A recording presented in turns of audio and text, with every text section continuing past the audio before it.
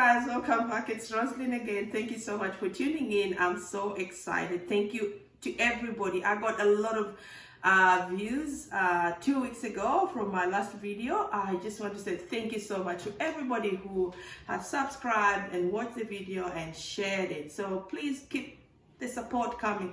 This really means a lot to me. I'm getting so excited and motivated to record more and more videos. So just guys, keep sharing the videos, keep subscribing, and just keep supporting me. I am going to record more videos, and there are lots of videos coming your way. And so today I'll be talking to you about how I survive my night shifts.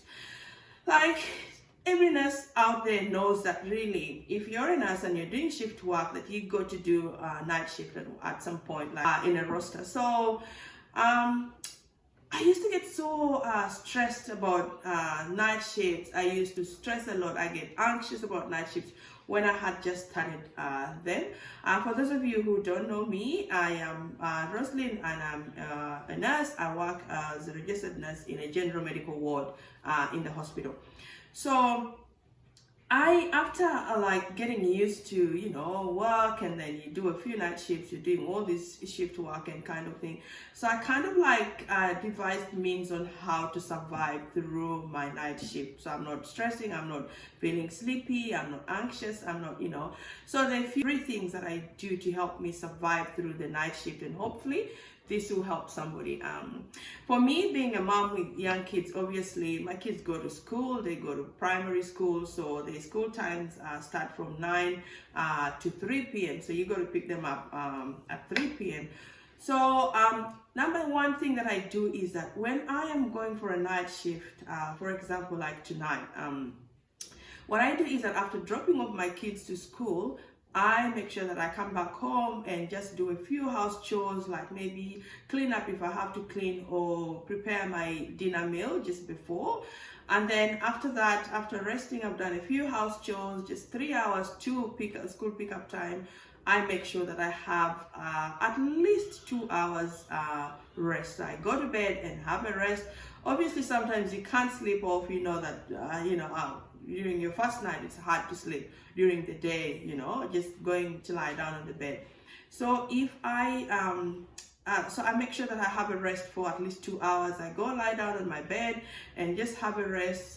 Then during time for pickup, I get up and go pick up my kids, come home and continue with all that I have got to do. Then we have dinner, and I get ready for my night shift. Obviously, I've had a good rest. If I still have time, like a few hours, if I've finished everything, I can still go and lie down just to have a bit of a rest.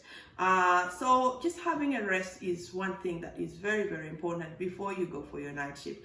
And for those of you also who have got kids and you're struggling, obviously there's nobody, you're thinking, how do I have a rest when I've got nobody, I've got kids, For me, even if my kids are not going to school, like today it's a Sunday, they're at home. If I was going for a night shift, what I would have done is my husband would have probably taken them away somewhere and just give me time to have a rest. Or I call out for help. I call my friends in the community and say, look, I'm going for a night shift tonight. Can somebody help me? Whoever is available, help me look after my kids for at least 2 hours so I can have a lie down. So then they give me time to rest. So if you don't have, if you have kids and you have nowhere to, like you're wondering how you're going to have a rest, just call out for help. Ask somebody. You could be having a friend or family member who lives, not very far from you.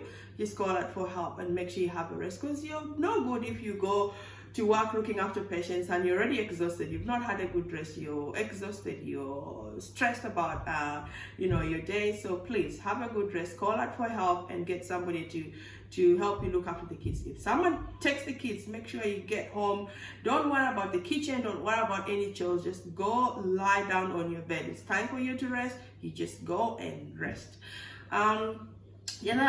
The second thing that I do is that at the start of my shift, I've walked into the ward, I've gotten my handover, I usually go with my coffee. Like I do sometimes cold coffee or just hot coffee. I have a cup of coffee at the start of the shift, and that really keeps me awake for a long time until about 3 a.m. I'm still, strong, and I'm not feeling like sleeping. Remember, I have had a rest at home, and I'm having my coffee, and obviously General Medical Ward is so busy and things can happen anytime, things like change anytime. So you're always on your feet. So that also really helps me keep awake and go through. Before I know it, it's time for me to hand over and go home.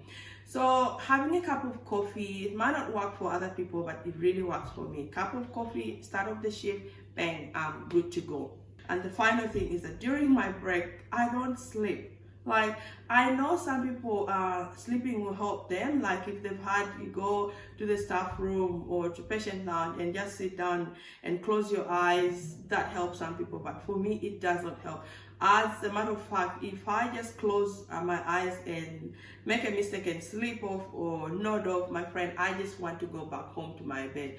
That one just finishes me off. My energy is gone. All I want to do is, I can't keep my eyes open at that time. All I want to do is just to go home to my bed and sleep. So one thing I avoid, for me to deliver, actually, I do not close my eyes because I know my problem. So yeah, I keep my eyes open throughout. So when I'm on my break, I either watch a movie, obviously on my phone with my headphones on, or I just do a bit of dancing just to shake off the sleep. If I'm feeling sleepy and I'm feeling tired, I just do a bit of a dance, or I listen to music, or I talk to people, back home, like in Uganda, Australia and Uganda, there's a huge time difference. So when I'm here, nighttime, it is daytime back home in Uganda. So I talk to people back home. So if I've spent my hour talking to somebody back home, I kind of like just find myself awake and strong and ready. Dance a little bit and shaking my bones. Happy to go back to the floor and carry on. So those are the things that I do to help me survive through the night shift, and hopefully this will help someone else out there. And I just want to say big up to all nurses. You're really doing a good job, and thank you for looking after people and supporting them at all times. So thank you so much, and please don't forget to subscribe and share the video, and I'll catch you in my next one. And in my next video, I'll tell you how I get to rest after my night shift. So thank you so much, and I'll see you next time. Bye.